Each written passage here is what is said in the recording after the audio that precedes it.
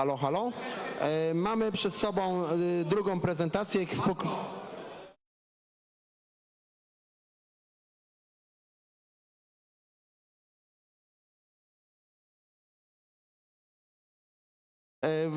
Dostałem informację, że nadajemy na żywo. Kolejna prezentacja kolegi Rafa, Commodore 1541. Jak oni czytają te bity w sposób profesjonalny. Tutaj tytuł jest prowokacyjny. Rocky miał wykład prowokacyjny, ale tutaj nie wiem, czy może treść też będzie prowokacyjna i kontrowersyjna. Zobaczymy. Lecimy. Myślę, nie ma co czekać. Proszę. Witajcie, witajcie. Tytuł jest oczywiście zupełnie przypadkowy. Przecież nikt nie ma wątpliwości. Będę wam opowiadał o stacjach dysków, ponieważ ostatnio trafiłem na informację, która mnie zaintrygowała, mianowicie jak to jest, że w stacjach dysków do Commodora jest 35 ścieżek, jak wszędzie jest 40. I tak naprawdę od tego zacząłem robić drobny research i będę wam tutaj opowiadał o tym i owym, co to tam się dzieje z tymi stacjami dysków. Będzie trochę nagiej elektroniki, ale całość będzie raczej bardziej popularno-naukowa, a jak będę kłamał, to w pierwszym rzędzie siedzi kisiel, a jak wiecie albo i nie, kisiel tutaj siedzący zrobił emulator stacji dysków 1541, bardzo akuratny, jeśli chodzi o działanie. Ja zawsze narzekam, że tam jest interfejs użytkownika nie taki jak trzeba, przewrotnie nazywając to urządzenie rowerem z silnikiem V8, ale emulator jest bardzo dobry. Jak będę kłamał, to ten człowiek pewnie będzie narzekał. No nieważne. Nie wiem, czy jeszcze chcecie tutaj zawołać kogoś, czy na kogoś czekamy, bo taką sztuczną teraz jeszcze troszeczkę przerwę robię, zapowiedzią, przerwę. Teraz jest tam trochę reklamy, bo jakbyście też coś ode mnie chcieli, jakieś skarby, to coś mam też ze sobą, ale to później. Się mogę pochwalić, że sponsoruję nagrody też w konkursach, więc mam nadzieję, że artyści będą usatysfakcjonowani. No to co, powoli chyba zaczynamy. Gdzieś tam w roku 76 firma Shugart od nazwiska niejakiego Alana wprowadziła na rynek pierwszy napęd 5,25 cala od jego nazwiska z interfejsem Shugart. I taki napęd, on jest podwójnej wysokości, wtedy to była powiedzmy normalna wysokość, ale tak samo ta dyskietka 5,25 cala była nazywana mini dyskietką, bo normalna dyskietka była wówczas 8 cali. Takie coś właśnie zostało użyte w stacjach dysków do Commodore PET. I się okazało, że ta stacja dysków jest jednostronna i ma 35 ścieżek. Jak ktoś się zgłębiał w tajniki Commodora, tudzież stacji dysków do Commodora, to wie, że to jest dokładnie taka sama specyfikacja jak właśnie w stacji dysków 1541, najpopularniejszej do Commodora 64.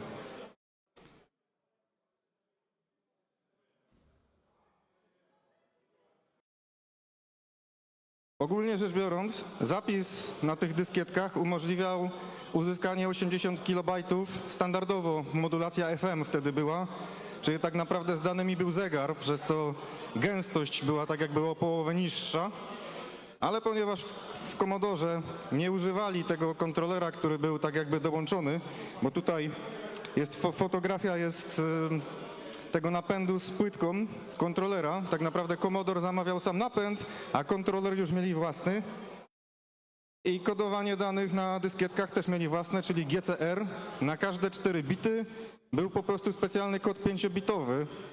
I w ten sposób gęstość upakowania danych była relatywnie wysoka, no bo traciło się tylko 20% pojemności, a przy modulacji FM zaproponowanej przez producenta połowa pojemności się traciła, w związku z czym na Commodorze przy tych 35, a nie 40 ścieżkach użytkownik miał 170 kg, a na PC-cie z pierwszymi takimi napędami na stronę dyskietki było tylko 80, czy nawet na Atari, na pierwszych napędach.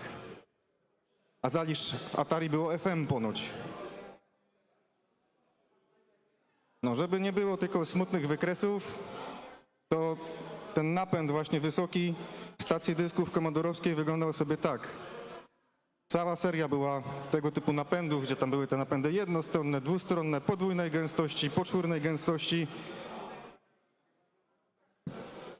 Poczwórna gęstość dawała już 1 megabajt na 2 strony dyskietki. I o tym jeszcze będę marudził. Większość z was pewnie nie miała dużo do czynienia z PET-em, tudzież może zapytam was, kto z was ma PET-a? Ach, jeden, drugi. Burżuje. I stację dysków do tego macie? Nie. Ja mam jednego PET-a 8296D z wbudowanymi stacjami dysków. Takiego kabla jak tutaj widać nie potrzebuję. Ale to jest taka ciekawostka. To w ogóle co widzicie tutaj to jest interfejs zwany IEE488 opracowany przez Hewlett Packard dla urządzeń pomiarowych, automatycznych, autonomicznych. A Commodore to zalicencjonował jako magistrale dla stacji dysków. I to używa dokładnie takich samych kabli akurat tutaj, jak te właśnie urządzenia pomiarowe Hewlett Packard.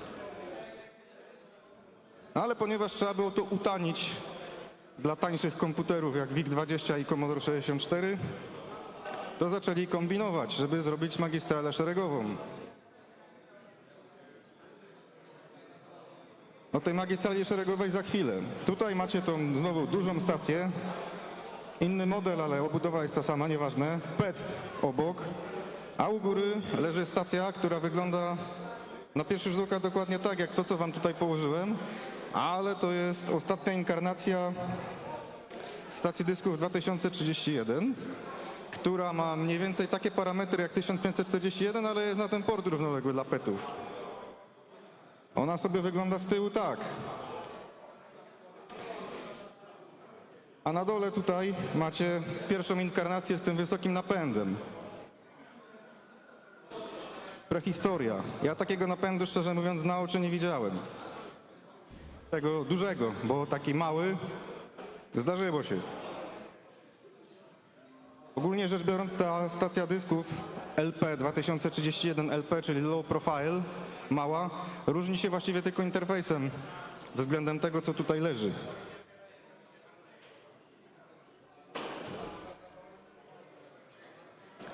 A to jest stacja dysków, która dalej wygląda tak samo, za to ma zupełnie inne bebechy. Tutaj jest dwustronna stacja dysków poczwórnej gęstości 1 MB na dyskietkę. Ludzie tego używali do BBS-ów. Podłączali adapter i ujeżdżali BBS-y na tymże właśnie. Taka stacja dysków jest w Muzeum Elektroniki w Krakowie, ale nie używałem jej tam. Natomiast jest tam ciekawy dla mnie niuans, bo Adam Śmiałek kiedyś odwiedził to muzeum i właśnie przy okazji około 20-minutowego odcinka o Commodore 64 pokazywał właśnie tą stację, mimo że do Commodora nie pasuje. Takie to trochę było dziwne, ale mnie tam mimo wszystko bardziej zażyło u Adama Śmiałka, że potrafił na przykład o Atari mówić 20 minut, o Commodore mówić 20 minut i o odkurzaczu Zelmer również potrafił mówić 20 minut. Przestałem oglądać po tym odkurzaczu Zelmer, ale dalej. Tu już zbliżamy się bardziej do tego, co komodorowiec przeciętny zna. Nie wiem, dlaczego ta poprawa jest very rare.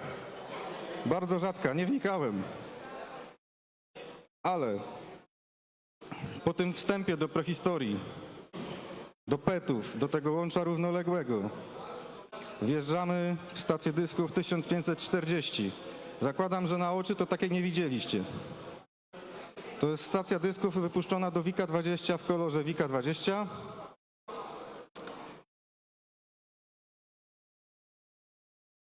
I teraz tak.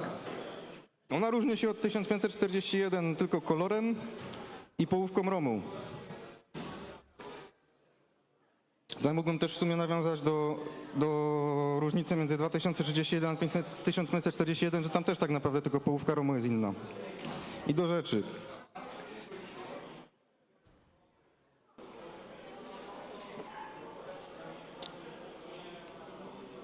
Ta stacja dysków ma błąd konstrukcyjny, który został załatany w paskudny sposób, który ciągnął się potem do końca 8-bitowej linii Commodore. Tak naprawdę będę tutaj właśnie dużo o takich dead endach w tych stacjach dysków opowiadał, ponieważ oni sobie w Commodore to bardzo sprytnie wymyślili, że układ scalony, ten szeregowo równoległy, który jest między innymi użyty do komunikacji właśnie ze stacją dysków, joystickami, klawiaturą i userportem, oni sobie to tak sprytnie wymyślili, że ten interfejs równoległy komunikuje się ze stacją dysków równolegle, to sobie zrobimy szeregowy. I te scalaki 6522 w założeniu miały komunikować się szeregowo, przesyłać między sobą 8 bitów i zgłaszać na przerwaniu, jest już bajt do odebrania. Niestety okazało się, że układ 6522 ma pewien błąd, który można też było załatać, ale tego też nie zrobiono. No i stacja dysków 1540, jak i po drugiej stronie Commodore VIC-20, zamiast mieć fajną sprzętową transmisję danych, która nie wymaga za dużo pracy ani od samej stacji dysków, ani od komputera, to niestety po obu końcach te bity pojedynczo przesyła tak naprawdę procesor. I z tego powodu prędkość tych stacji dysków zamiast być około 4 KB na sekundę, chyba nie kłamię, to niestety jest tylko około pół, standardowo. Tu jeszcze jest jeden niuans. Tutaj widzicie tylko 1541 w białej budowie, jak i 20, ale już jest niby 41. Teraz czym się różni 40 od 41? Tylko połówką ROMu. I teraz dlaczego? Otóż okazało się, że jeżeli programowaliście na Commodore 64, to powinniście znać taki termin jak bedline. Czyli co 8 linii obrazu jest pobierany zestaw znaków do wyświetlenia przez procesor graficzny i w tym momencie jest wstrzymywany główny procesor. W Commodore 64, w VIC-20 to nie występuje. No i okazało się, że tą stację dysków 41 trzeba jeszcze bardziej spowolnić, żeby działała ona z Commodore 64. Masakra, nie? Pewnie zastanawialiście się też, dlaczego 1541 jest taka duża, jeżeli zajrzeliście kiedykolwiek do środka, skoro płyta główna jest krótka. A pierwsza wersja 1541 miała taką długą płytę główną i do tego nie było tam w ogóle jakiejś takiej większej integracji. Wszystko było na pojedynczych układach scalonych, tranzystorach i tak dalej, nie było logiki programowalnej, co też spowodowało, że na przykład Commodore 64 nie był klonowany jako komputer, bo tam były powiedzmy zbyt skomplikowane scalaki produkowane wyłącznie przez MOS, czy tam później Commodore Semiconductor Group. Natomiast mając schemat takiej stacji dysków, to były wszystkie komponenty, jak to się mówi, off the shelf, więc można było spokojnie robić klon takiej stacji dysków i to się też działo. Co ciekawe, jeden z menadżerów w Commodore po prostu odszedł z firmy i zaczął produkować we własnej firmie klony stacji dysków. Czy padło jakieś pytanie, ja nie patrzałem?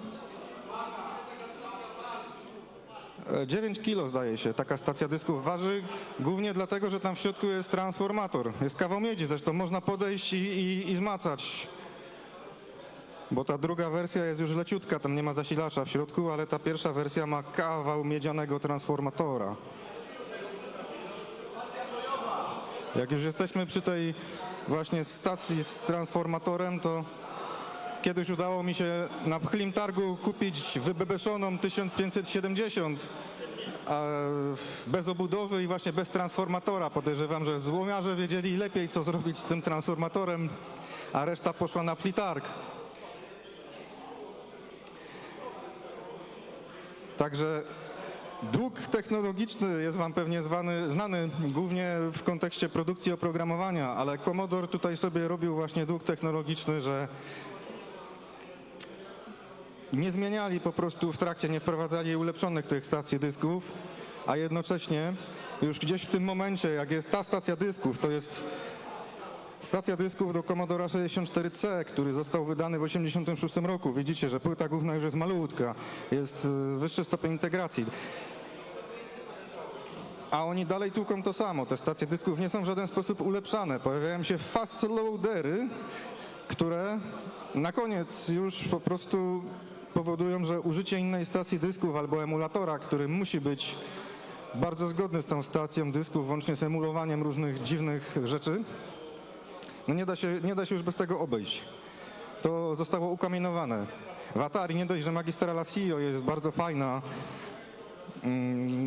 z tą uniwersalnością i tak naprawdę w Atari nie obchodzi was, czy w stacji dysków siedzi Z80, 6502 czy AVR. Ważne, że gada właściwym protokołem. To te wszystkie problemy w stacji dysków w 1541 spowodowały, że ludzie zaczęli ją w jakiś sposób hakować. Pojawiły się przeróżne fast loadery. I to już był koniec gry. Commodore tak naprawdę z tej stacji dysków nie mógł nic zmienić, bo byłaby utrata kompatybilności, co się zresztą stało, szczególnie widoczne jest to w stacji dysków 1581, ale o tym później.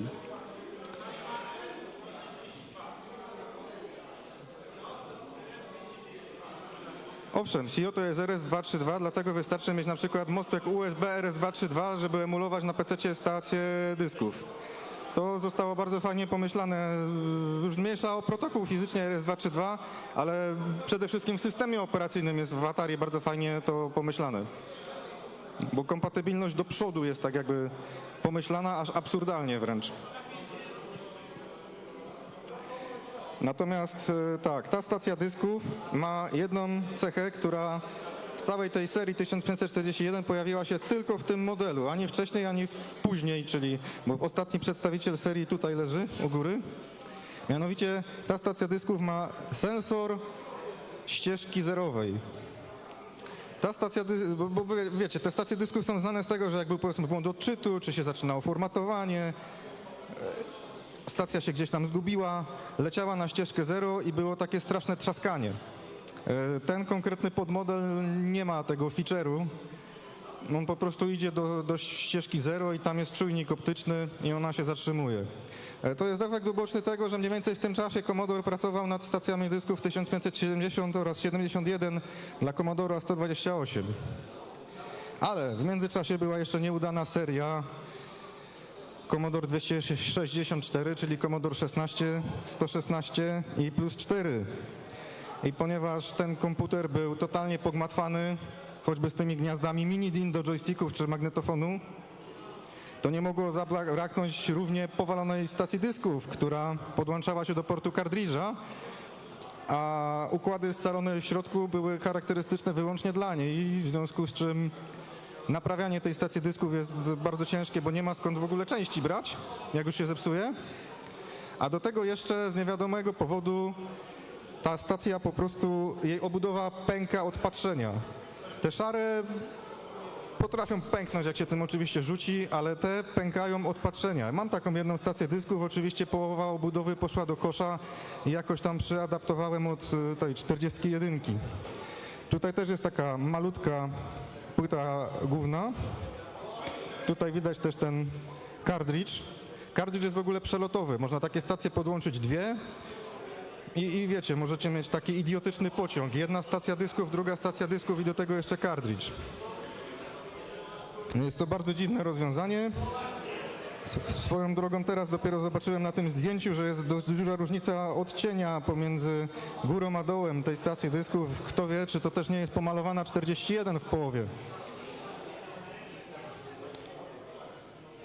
Ogólnie rzecz biorąc, jedyny plus tej stacji dysków jest taki, że transmisja jest szybsza, no bo jest równoległa, jest to na systemie operacyjnym w miarę sensownie osadzone. Wedge w systemie operacyjnym też jest już osadzony, więc wiecie, katalog, ładowanie i tak dalej jest jakoś tam wspomagane. Katalog nie psuje też po prostu zawartości pamięci, tak jak w WIC-u 20 czy Commodore 64 musieliście pisać load, tam prawda, $,8 i to na przykład jak mieliście program w Basicu, no to go wymazywało, tutaj już nie ma takich przygód. ale to trochę odchodzę od stacji dysków. To jest generalnie no, taki urok w cudzysłowie tej właśnie serii tych komputerów, że tam wszystko jest jakieś magiczne. Także w samej stacji dysku występuje procesor 6510T i to jest jedyne urządzenie, w którym to występuje i tam jeszcze nie będę już może wchodził jakoś szczególnie tutaj głęboko. Dopowiem jeszcze tylko tyle, że często produkcje demoscenowe nawet nie wspierają tej stacji dysków. Jednak standardem jest 1541 i fast loadery przeportowane z Commodora 64, przynajmniej w ostatnich latach, bo jednak duża część demosceny plus 4 to są jednoplikówki. Lecimy dalej. To jest też bardzo dziwne zwierzę, mianowicie tu jest płyta główna od stacji dysków 1571 obrócona o 90 stopni, dorzucona jest jedna płytka, gdzie jest zasilacz i ten interfejs jest wprowadzony, bo ta stacja ma dokładnie taką samą obudowę, już tam nawet nie, że są inne wycięcia. Bo jakbyście wzięli tutaj w ogóle tą stację dysków, co leży i zobaczylibyście z tyłu, to widać ewidentnie, że forma miała zaślepkę, żeby raz robić 2031, a raz 1541. Tutaj już nie ma takich cudów, ale ta stacja dysków to jest też dziwny twór. Kolejny jakiś dead end z Commodora. Ponoć jak wprowadzali Commodora 128, to nie mieli jeszcze stacji dysków gotowej, więc na szybko próbowali wpuścić cokolwiek. I to cokolwiek to jest płyta główna z 1571, osadzona z mechanizmem mniej więcej takim jak w tej 1541C z czujnikiem ścieżki 0. I jeżeli macie Commodora 64, to ta stacja dysków nie daje absolutnie nic, bo ona jest jednostronna. Ona działa praktycznie tak samo jak 1541. W sytuacjach jakichś tam brzegowych jest pewnie niższa kompatybilność. Natomiast ta stacja jest do Commodora 128. Dlaczego? Bo Commodore wreszcie postanowił poprawić tą transmisję szeregową, żeby ona chodziła tak jak przykazali. Bo w Commodore 64 i 128 zamiast tych scalaków powiedzmy generycznych, produkowanych też przez wielu różnych producentów na licencji 6522 macie scalak 6526, czyli custom robiony przez MOS czy tam CSG. I ten scalak nie ma już tego błędu z transmisją szeregową. Więc w międzyczasie na przykład jak Commodore zaczął produkować te scalaki 6526, moglibyście pomyśleć, że przecież mogli zmodyfikować 1541, dodać te scalaki i zrobić transmisję po bożemu. No nie zdecydowali się na to, ale na okrętkę w stacji dysków tej właśnie poprawili to, czyli żeby uzyskać kompatybilność wsteczną możliwie wysoką, zostawili w 1541 wszystko to, co było, czyli jest procesor, dwie sztuki 6526 i dołożyli bokiem jeszcze tego, oprócz tych dwóch 6522 dołożyli jeszcze 6526 i on jest tylko po to, żeby ta transmisja szybsza, natywna dla Commodora 128 działała tak jak przykazano. Tam jest około 4 KB na sekundę natywnie transmisji. Z tymi wszystkimi feature'ami, które miały być w tej stacji dysków, jak ona tylko została wydana. Gdzieś w 1985 roku, jak to zostało zaproponowane, to nie miało to już w ogóle za bardzo sensu, ale jeżeli chcieliście używać Commodore 128 w trybie natywnym, to robiło różnicę. Niestety, jak wrzucicie GFIDOSa do Commodora 64, to wydajność jest podobna. Tutaj jest jeszcze 1571 dla porównania. I tutaj, jak widzicie, nie kłamałem, że 1571 ma taką samą płytę główną, tylko tutaj jest ona jakoś po ludzku osadzona. Ta stacja dysków ma jeszcze jeden ciekawy bajer, który ogólnie rzecz biorąc jest raczej niespecjalnie często używany. Kto z was w ogóle ma Commodora 128, tudzież miał? Dwóch naliczyłem. Bogactwo. No nic, no jak już zadałem pierwsze pytanie, to zadam drugie. Kto z was uruchomił na nim kiedykolwiek system operacyjny CP/M? No właśnie, zero. Widzicie, jakbyście ujeżdżali CP/M, to ta stacja dysków ma drugi kontroler, MFM, Western Design, czy jakoś tak to się nazywało, 1770. I ta stacja dysków pozwala tutaj akurat też pod Commodore 64 swoją drogą, odczytywać po prostu dyskietki z PC-ta, DD i różnych też innych formatów, które ten kontroler potrafi odczytać natywnie. Także ta stacja dysków była skrojona po prostu pod Commodore 128, używanie z CP/M-em i raczej jakąś taką pracę półprofesjonalną. Jeżeli ktoś tego nie robił, no do Commodore 64 ta stacja dysków jest w ogóle bezsensowna.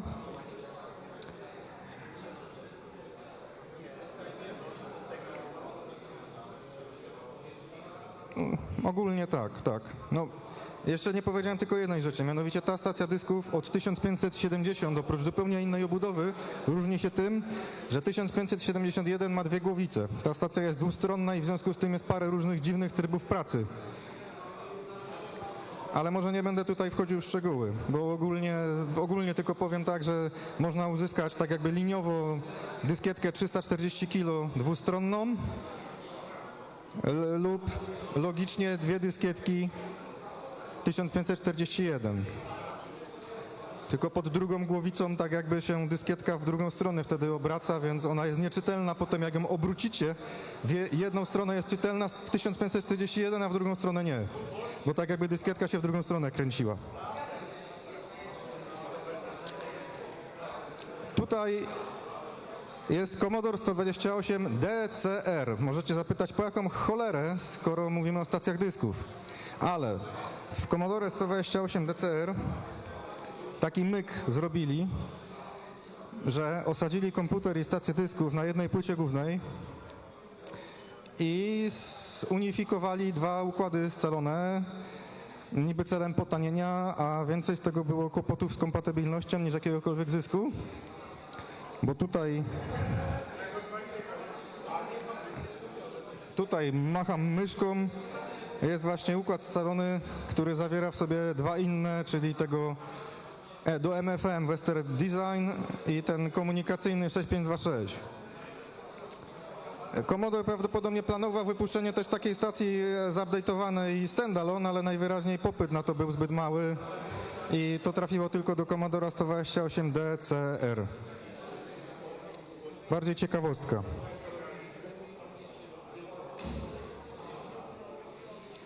To raczej każdy zna, leży tu. Po prostu kolejna inkarnacja 1541. Sama ta stacja ma ze 3 rodzaje.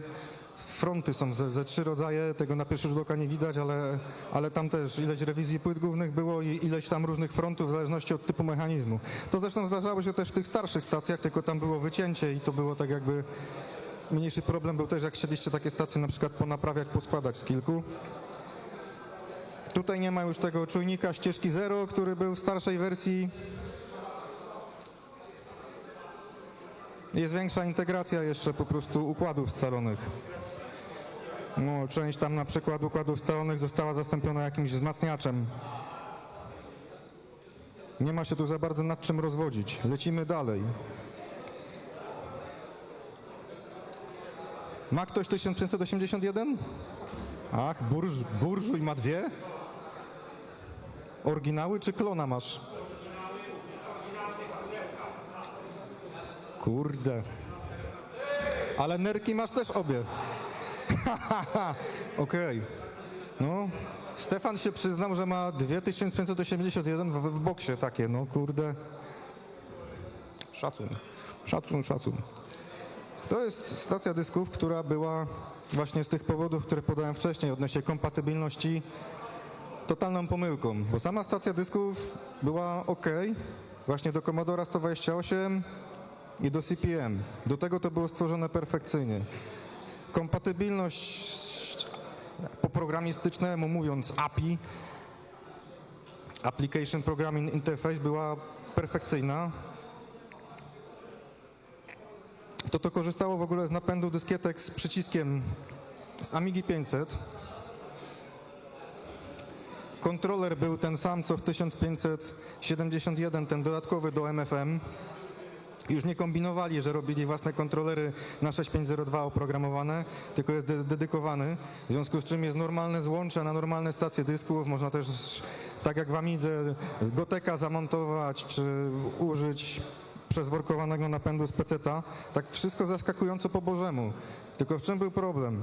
Ponieważ wszystko już praktycznie używało fastloaderów na 1541, a to był nowy produkt, to na przykład kartridże takie jak Final 3, czy różne, nawet taki właśnie kartridż jak Final 3 nie umiał z tą stacją w ogóle zagadać. Jak podłączyliście Finala 3, odpaliliście tą stację, tam się nic nie działo.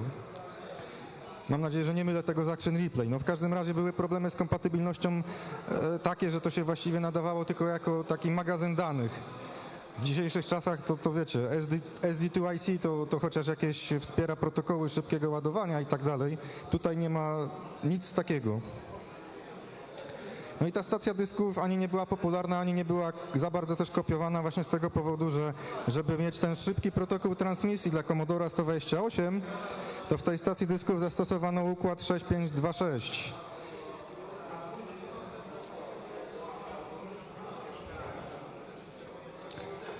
W środku dużo nie ma. Widać ROM, kontroler, procesor, pamięć RAM, tu jest 8 KB pamięci, też więcej niż w tych innych stacjach. Spokojnie się cała ścieżka mieści, nawet ta stacja potrafi po włączeniu sama sobie zbuforować na przykład cały katalog do pamięci, jak tylko włączycie stację, nie czeka na użytkownika. Jest parę smaczków. Ale cóż, niestety, już oczekiwania rynku były wtedy inne. Jak coś nie było kompatybilne z 1541, to niestety. Klony stacji dysków, bo tak jak już wspominałem, komputery Commodore nie były klonowane. Nawet tak prosty komputer jak VIC-20, przez to, że bo wiecie, w VIC-20 jedynym układem scalonym, który nie był, jak to się mówi, off the shelf, czyli idziecie do sklepu i kupujecie, to był ten właśnie procesor, powiedzmy, graficzny z generatorem dźwięku. Ale to już wystarczało, żeby nie pojawił się klon VIC-20. A stacje dysków były wykonane z elementów, które normalnie się kupowało w sklepie czy w hurtowni. I co, mieliście jakieś klony 1541? Oceanika chociażby? Ja taką stację dysków dostałem. Ona ma jakąś logikę, ona prawdopodobnie padła i stacja jest nie do naprawienia, bo ten scalak jest nie do pozyskania. Trzeba by odtwarzać tę logikę, a ja już nie mam czasu nawet myśleć o takim sporcie. Tu jest jeszcze zdjęcie rodzinne o stacji CMD FD2000, 4000, jeszcze będę mówił za chwilę. Takiego Oceanika nikt nie miał. Bardzo popularny w Polsce klon. No, ja takiego właśnie gdzieś jeszcze mam w pudełeczku. Jest bardzo ciekawe, zauważcie, że Commodore te stacje, bo to jest stacja w zasadzie taka sama jak ta, co tutaj leży u góry, ale zauważcie, jaka ona jest mała. Po obudowie tej blaszanej widać, że ta stacja dysków jest po prostu niewiele dłuższa niż sam mechanizm. Skubańcy tak fajnie płytę główną schowali pomiędzy mechanizm, że stacja jest taka po prostu niewielka. Tego akurat nigdy nie miałem, to jest jeden z pierwszych klonów. I to nigdy tego nie widziałem na oczy, szczerze mówiąc, ale jest. A po scalakach widać, że to jest klon poprawny, bo do Atari też była taka stacja Indus GT, ale z innymi bebechami też była na przykład do Commodora, tam były jakieś jazdy z kompatybilnością. Tutaj jakiś szaleniec ma fajną wystawkę, ale już o tych wszystkich sprzętach praktycznie powiedziałem, więc nie będę się tu powtarzał. Ale bogactwo jest. I tutaj druga fotka bogactwa. Tu jest jeszcze na samej górze taka stacja dysków Super Drive MSD w wersji z jednym napędem, bo jest jeszcze druga wersja, która ma 2 napędy, można było duplikować na przykład dyskietki na tym. Nigdy tego na oczy nie widziałem, ale to gdzieś w Stanach Zjednoczonych było popularne do BBS-ów, zdaje się.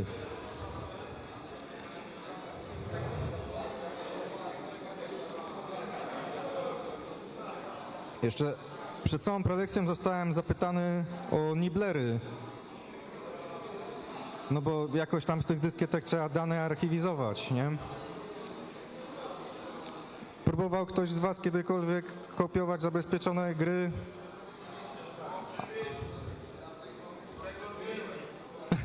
Z tego żyłem na giełdzie. Bo wiecie, kraki krakami to jest jeden temat, ale drugi temat to są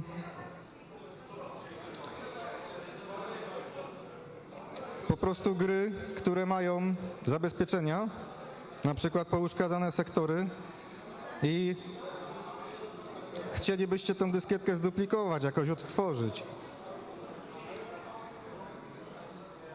Można to było robić na przykład na 2 stacjach połączonych, ale tutaj bardziej myślę o archiwizacji tego rodzaju Nibbler na PC-cie. Trzeba było zmodyfikować stację dysków, żeby miała połączenie równoległe.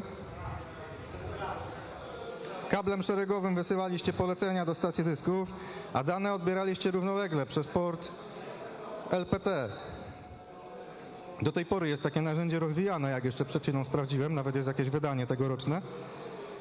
I teraz dlaczego się to w ogóle robi w ten sposób? Dlaczego sama stacja nie wystarczy? I druga opcja, żeby to zrobić, to jest poszerzyć pamięć w stacji dysków, ponieważ stacja dysków ma 2 kilo pamięci, a ścieżka, jeżeli dobrze pamiętam, to jest około 4 KB danych. Stacja musi jeszcze mieć przecież jakieś swoje bufory, stronę zerową dla procesora i tak dalej. I druga opcja to jest poszerzenie pamięci w stacji dysków i odbieranie tego znacznie wolniej. A jak macie łącze równoległe, to stacja dysków, po prostu to, co jest pod głowicą, to jest najniższy poziom, do którego jesteście w stanie zejść z głowicy. No bo już nie wiedziecie tam, no jeszcze jak macie, nie wiem, oscyloskop czy jakiś inny data logger, to możecie z głowicy jeszcze ściągać takimi narzędziami, ale z poziomu samej stacji najniżej jesteście w stanie zejść za tą elektroniką analogową, która odczytuje faktycznie nośnik.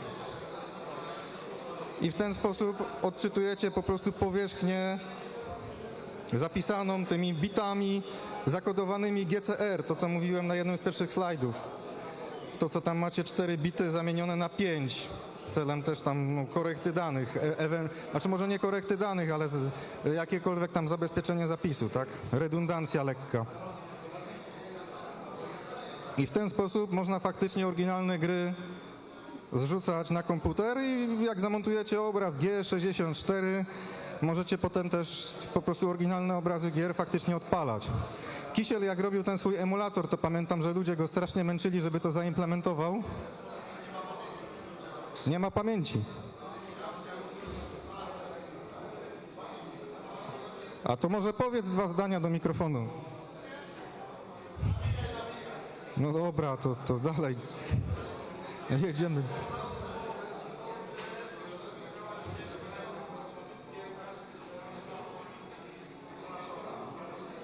Czyli miałeś po prostu za mały mikrokontroler, za mało ramów w mikrokontrolerze, żeby tą ścieżkę załadować naraz, żeby...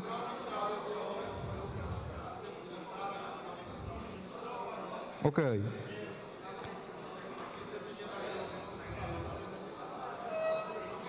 Szyny były złe, podwozie było złe i tak dalej. No nieważne. Okej. Z drugiej strony prawda jest taka, że wiecie, w takim emulatorze stacji dysków to G64 też nie jest takie perfekcyjnie istotne, bo większość produkcji, które będziecie chcieli uruchomić, albo jest skrakowana i normalnie łazi z D64, albo dajmy na to cała demoscena i tak łazi z D64. Bo D64 możemy założyć, że to jest po prostu jak zrzut jak z systemu plików. A GCR jest poniżej, bo to jest zrzut z nośnika już. Tak, NipTools nazywa się ten program, o którym mówiłem na PC-ta. Przy czym to jest program pod DOS-a, trzeba mieć LPT i tak dalej.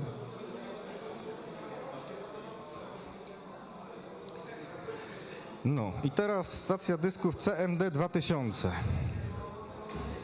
Znacie? Macie? Dotykaliście na żywo? To wam powiem, ja mam. Kupiłem w bardzo ciekawych okolicznościach parę lat temu FD 2000.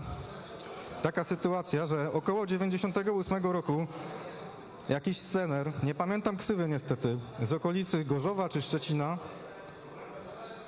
zażyczył sobie na urodziny taką stację dysków. Ale to jest, słuchajcie, stacja dysków opracowana i produkowana w Stanach Zjednoczonych.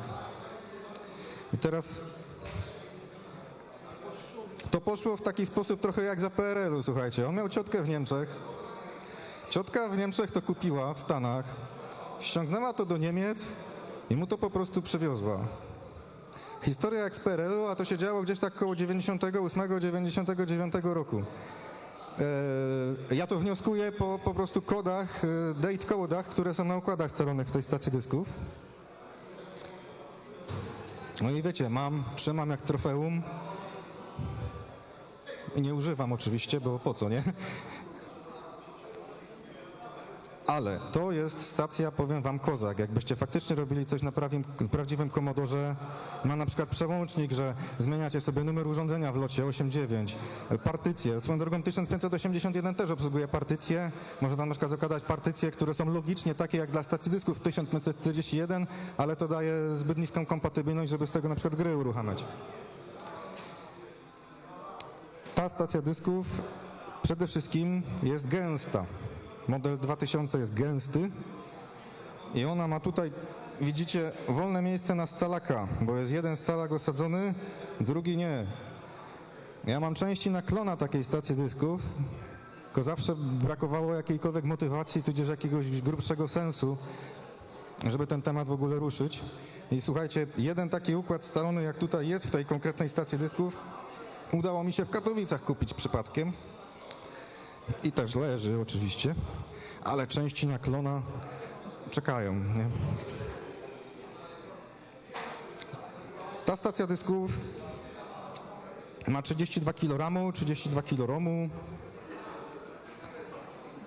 i umie ogólnie dosyć dużo. Na przykład Geosa, jakbyście chcieli używać, CPM-a i tak dalej, to wszystko wspiera. Te partycje, to jest taka ostateczna stacja dysków właściwie do Commodora. Jakbyście... Ostatnio w ogóle drugi typ klonu się pojawił, bo wcześniej ktoś te klony składał, ale mu się, zdaje się, zmarło. Przy czym, szczerze mówiąc, w dobie SD2 IEC, szczerze mówiąc, nie wiem, po co mielibyście to kupować za pieniądze rzędu 1500 czy 2000 złotych. Ale można. To są chyba klony, bo oryginały miały raczej białe stacje TF fronty, ale zdjęcie było ładne, to zewnętrznie FD2000 i 4000 różnią się tylko etykietką, ale w środku jest inny kontroler. Teraz zadam wam kolejne pytanie. Widzieliście kiedykolwiek dyskietkę 3,5 cala, bo DD każdy zna, powiedzmy Amiga, tak? 800 kilo. HD, te PC-towe 1,44 mega. Ale jest jeszcze standard ED, dokładnie. I co, widzieliście kiedyś takie coś na oczy? Jeden? Masz napęd. Ja nie mam. Nie widziałem. Szatan. Widzicie, jakie rarytasy. No i ta stacja dysków, właśnie FD4000 ma ten napęd taki 4-megowy.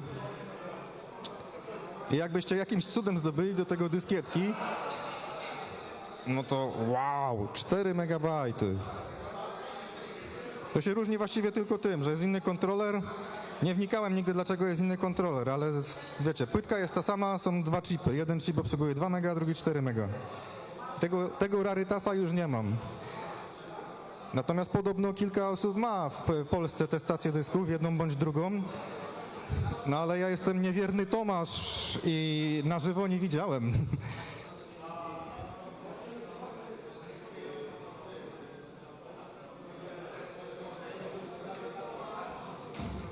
Dobra, no to jest tak chyba mniej więcej koniec, ale siedzicie ze mną tutaj prawie godzinę.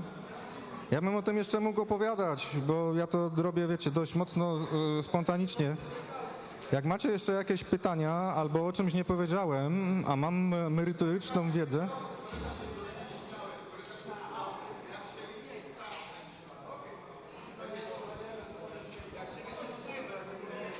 a to powiedz do mikrofonu, to wszyscy będą słyszeć.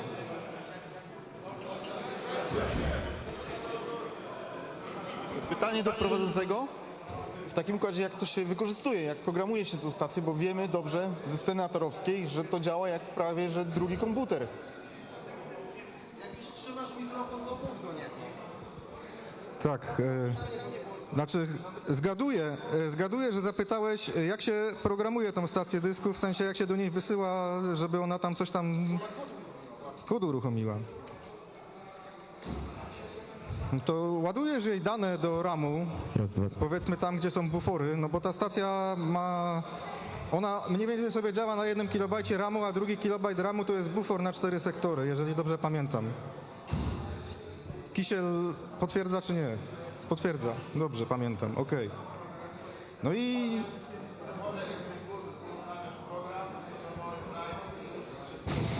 Bajty po serialu, nie?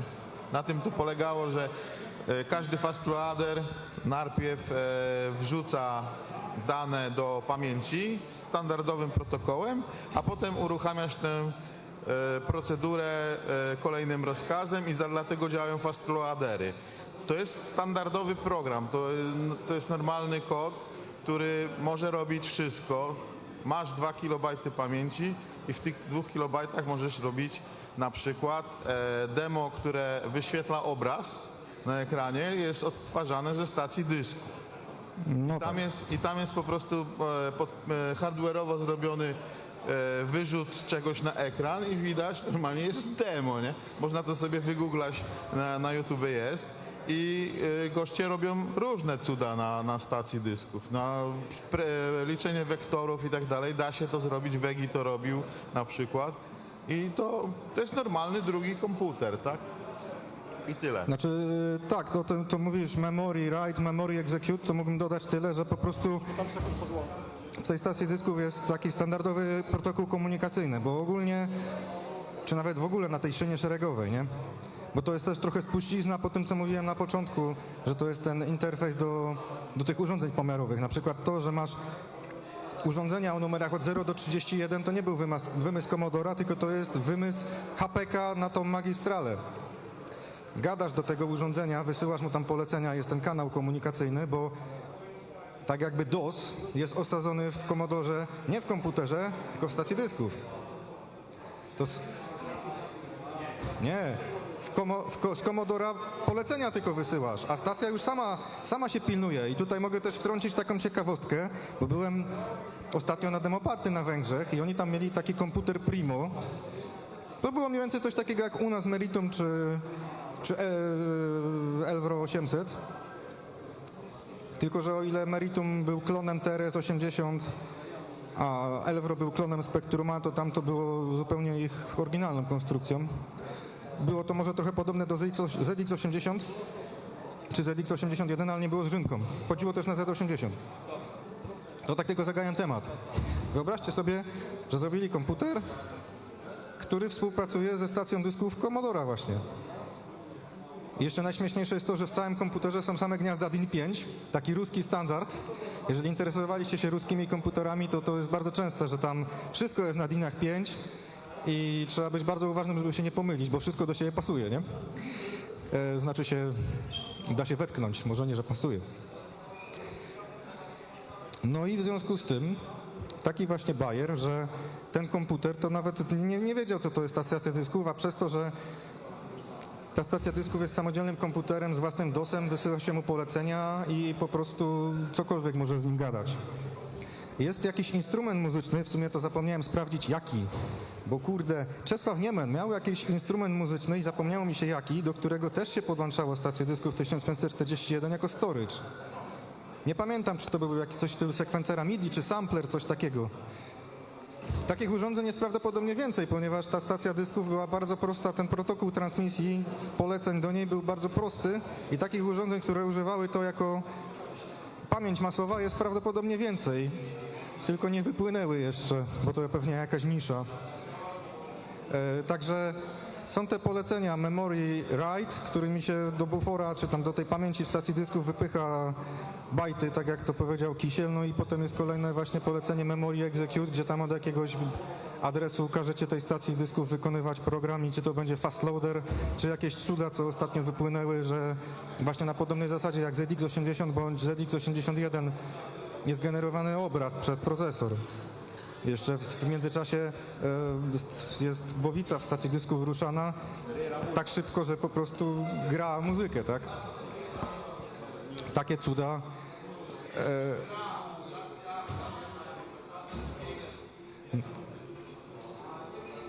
Odtwarza dźwięki machając Tak. głowicą. Głowicą. No to tak. przed chwilą powiedziałem. Musiałeś się zamyślić. Pociągał łyka wtedy.